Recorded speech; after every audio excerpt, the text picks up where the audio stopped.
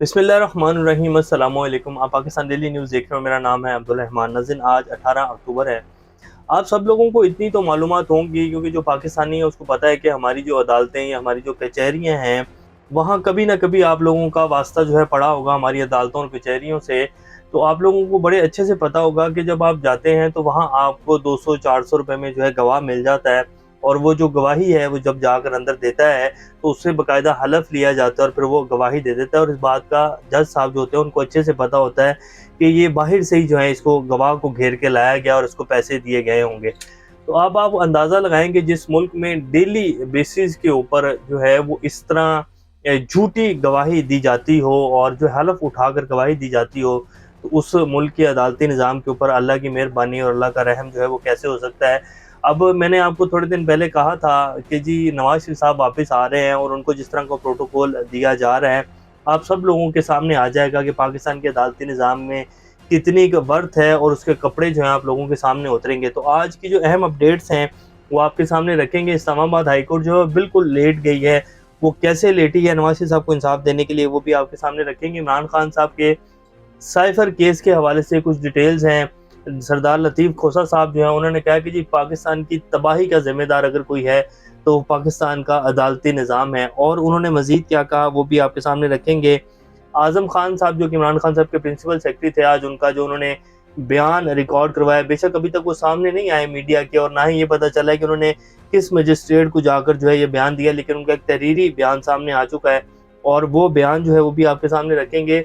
जो foreign secretary थे हमारे असद मजीद साहब, उन्होंने भी बयान दे दिया और वो कहते हैं कि जी मेरा इससे कोई लेना देना नहीं है, और जो इमरान खान साहब ने बयानिया बनाया है वो सब का सब इनका अपना बनाया हुआ बयानिया था। तो ये सारी अहम अपडेट्स आज आपके सामने रखेंगे। इससे पहले अगर आप लोगों ने चैनल को सब्सक्राइब नहीं किया तो रेड बटन को प्रेस कर लें और बेल आइकॉन को भी प्रेस कर लें, ताकि लेटेस्ट अपडेट्स आप लोगों को मिलती रहो। ये जो हमारा ताल्लुक है ऐसे ही जुड़ा रहे। सबसे पहले जी आज ऑफिशियल सीक्रेट एक्ट की अदालत ने जज अबुल हसनान साहब ने इमरान खान साहब की उनके बच्चों से टेलीफोन पर बात करवाने का जो है वो उनको हुक्म दे दिया है जेल हुकाम को, क्योंकि ये भी काफ़ी दिन से जो है पेंडिंग चल रहा था। और पहले जेल हुकाम ने कहा कि जी इजाज़त ही नहीं है जब ऑफिशियल सीक्रेट एक्ट की अदालत में और जो है इस तरह मुकदमा चल रहा हो, कोई ऐसा मुलजिम हो जिसके ऊपर गद्दारी का मुकदमा हो इमरान खान, तो उनकी जो है ऐसी कोई उनको सहूलत नहीं दी जाती। लेकिन फिर जज साहब ने जो है आज उनको जो है हुक्म दिया कि नहीं, इनके बच्चों से इनकी बात करवाई जाए। अब आज़म खान का जो है आपके सामने बयान रख देते हैं। उन्होंने तहरीरी बयान में बताया कि इमरान खान ने फ़ौज के ख़िलाफ़ टारगेटेड प्लान किया।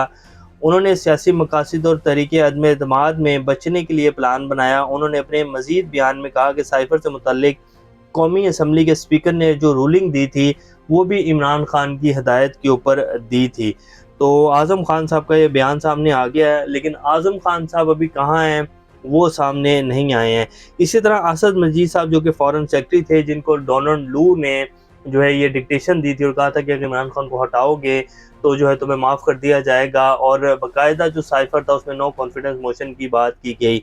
और तब जब इमरान खान साहब के दौर में असद मजीद से पूछा तो उन्होंने कहा जी बिल्कुल ये बात ऐसे ही हुई है। लेकिन अब असद मजीद साहब से जो है उनका 161 का बयान सामने आया है, लेकिन असद मजीद कहाँ हैं वो भी सामने नहीं आए। उनसे उनका बयान जो है वो सामने आ गया। उन्होंने कहा कि जी मैंने किसी साजिश या मुदाखलत का कोई जिक्र नहीं किया था। इमरान खान साहब ने अपनी तरफ से सारा बयान गढ़ा है, और मेरी इमरान खान साहब से ना कभी फ़ोन के ऊपर बात हुई, ना कभी बिला वास्ता बात हुई। मैं कभी इमरान खान साहब से नहीं मिला और किसी साजिश और मुदाखलत का जिक्र मैंने नहीं किया था। तो अब बात कर लेते हैं जो इमरान खान जब वज़ीर आज़म थे और तब ये साइफर की सारी कहानी हुई। इमरान खान साहब ने नेशनल सिक्योरिटी कमेटी का इजलास बुलाया, काबीना ने साइफर को डिक्लासीफाई किया और उसके बाद जो है वो उस इजलास में रखा गया। तो उसके बाद फिर हमारे जो DGISPR थे उस टाइम के, जनरल बाबर इफ्तिखार साहब, उन्होंने प्रेस कॉन्फ्रेंस में कहा था कि जी एक तरीका होता है साइफर को जो है डिमार्च किया जाएगा अमेरिका को। तो अब वो वाला जो सब कुछ उस टाइम किया गया था वो कैसे जो है आप उससे बदल सकते हैं, और वो बयान की क्या फिर वैल्यू है। उसके बाद फिर जब शहबाज शरीफ साहब आए और उसके बाद जो है नेशनल सिक्योरिटी की मीटिंग हुई, तब जब साइफर उधर रखा गया तब भी जो है DGISPR की प्रेस कॉन्फ्रेंस हुई और उसमें जो है थोड़ा सा शिफ्ट किया गया, लेकिन तकरीबन मिलता जुलता ही था। उसमें ये कहा गया था कि डिमांड्स किया जाएगा, लेकिन उसमें कहा गया कि जी कोई साजिश नहीं है, जो है इस तरह की बात जो है सामने आई है और ये होता है सफारती बातचीत में इस तरह की बातें हो जाती हैं, तो उसको इस तरह का रंग दिया गया। और अब ये जो है सारे बयानात सामने आ रहे हैं और इसका सिर्फ एक मकसद है कि इमरान खान को जो है घुटनों के ऊपर लाना, इमरान खान को مجبور کرنا ہے کہ وہ بھی اسی طرح کا سیاستدان بن جائے، وہ ڈیل کر کے باہر جائے۔ بیسیکلی اس کی یہ جو پاپولیرٹی ہے، عوام کے دل میں اس کی جو محبت بیٹھ چکی ہے، اس کو ختم کرنا ہے اور ان کو بھی نواز شریف اور زرداری جیسا لیڈر بنانا ہے کہ جب دل چاہے جو ہے تھپڑ مار کر وزیر اعظم بنا دو اور جب دل چاہے اتار کر سائڈ پہ کر دو۔ تو اس طرح جو ہے وہ کرنا ہے، اسی لیے یہ سب کچھ جو ہے کیا جا رہا ہے۔ اور سائفر کا مقدمہ، عدالتیں ویسے ہماری جو ہیں وہ جس طرح کا انصاف دے رہی ہیں، لیکن جو سلمان اکرم راجہ صاحب ہیں وہ بڑی زبردست طریقے سے محنت کریں عمران خان کے سائفر کیس کے اوپر، بڑے شاندار وکیل ہیں پاکستان کے اور تباہ کن دلائل جو ہیں وہ دے رہے ہیں، اور عدالت جو ہے اس کے پاس بات کرنے کا وہ نہیں ہے۔ اور جو ایف آئی اے کے اسپیشل پروسیکیوٹر ان سے تو بات ہو ہی نہیں رہی ہے، کیونکہ سلمان اکرم راجہ کے جو دلائل ہیں وہ بڑے زبردست قسم کے دلائل دے رہے ہیں۔ تو یہ جو ہے اگر تو دبڑ گھسنی کی جائے گی، جو کہ پاکستان کے عدالتی نظام میں تاریخ بھری پڑی ہے اور اسی طرح کے فیصلے آتے ہیں، پھر تو کچھ بھی کیا جا سکتا ہے۔ لیکن اگر دلائل کے اوپر اور فیئر ٹرائل کے اوپر چلا جائے گا تو پھر عمران خان کو یہ کسی بھی مقدمے میں پھنسا نہیں سکتے ہیں۔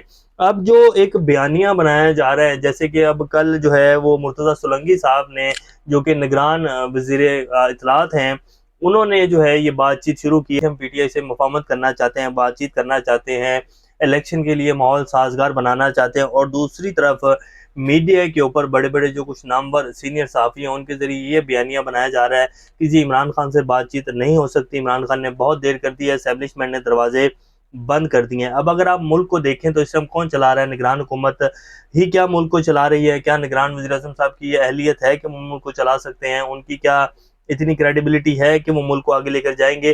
تو اس وجہ سے جو ہے اب یہ دونوں طرف سے جو ہے کھیلا جا رہا ہے، اور اس کی وجہ سے اب جو کچھ سینئر صحافی ہیں جن میں شامی صاحب ہیں، وہ کہتے ہیں کہ جی عمران خان تو مذاکرات کے لیے تیار ہیں، لیکن اسٹیبلشمنٹ اور نون لیگ اور پی پی مذاکرات نہیں کرنا چاہتی ہیں، اب بہت دیر ہو چکی ہے۔ اسی طرح حفیظ اللہ نیازی صاحب جو ہیں وہ کہتے ہیں کہ جی ہمیشہ دیر کر دیتا ہوں، تحریک انصاف کی اپوزیشن اور اسٹیبلشمنٹ سے مذاکرات کی سر توڑ کوشش دونوں انکاری، باوجود یہ کہ ڈاکٹر عارف علوی بھی جو ہے وہ بھی محنت کر رہے ہیں اور ان کو بھی کوئی امید نہیں نظر آتی ہے، لیکن پھر بھی امید پر دنیا قائم ہے۔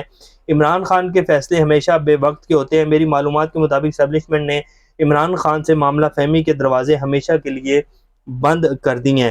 تو اب یہ دونوں طرف کی جو ہے وہ سیٹنگ کی جا رہی ہے کہ کسی طرح جو ہے عمران خان کے ساتھ کوئی نہ کوئی ایسا کام ڈالا جائے کہ اس کی مقبولیت ختم کی جائے، عمران خان کو بھی نواز شریف اور زرداری جیسا سیاستدان بنایا جائے، اور جو اپنی ایک ہماری مقبولیت خراب ہوئی ہے اس کو جو ہے دوبارہ سے بلڈ کیا جائے۔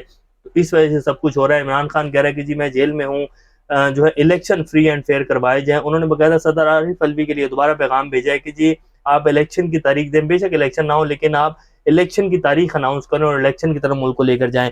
تو عمران خان تو بات کر نہیں رہی ہے، سارا بیانیہ صرف بنایا جا رہا ہے، اور عمران خان کی مقبولیت جو ہے اس کو ختم کرنے کے لیے سب کچھ کیا جا رہا ہے۔ لیکن الیکشن جب بھی ہوں گے پاکستان میں، عمران خان اور پی ٹی آئی ہی جیتے گی، جو مرضی کر لیا جائے، اور یہ بھی نہیں کر سکتے کہ پی ٹی آئی کو الیکشن ہی نہ لڑنے دیا جائے اور اس کا جو ہے بلے کا نشان چھین لیا جائے، تو تب بھی جو ہے الیکشن نہیں ہو پائیں گے۔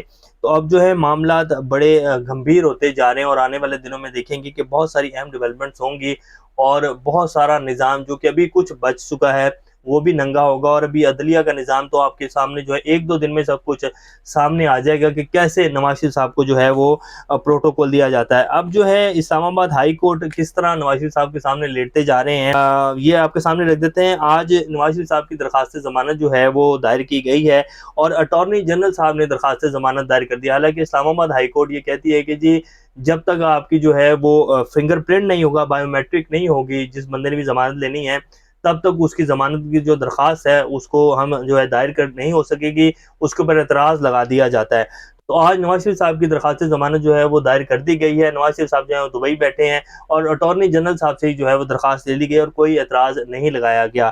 تو یہ جی عمران خان صاحب کے ساتھ ہو رہا ہے، اور یہ ہمارا عدلیہ کا نظام ہے۔ عمران خان بائیو میٹرک کروانے کے لیے عدالت میں بیٹھے ہوئے تھے، تو ان کو جو ہے رینجرز کے ذریعے جو ہے ان کو کالر سے پکڑ کر ان کو مار کر جو ہے لے جایا گیا، اور اس کے بعد جو کچھ ہوا پاکستان میں آپ کے سامنے ہے۔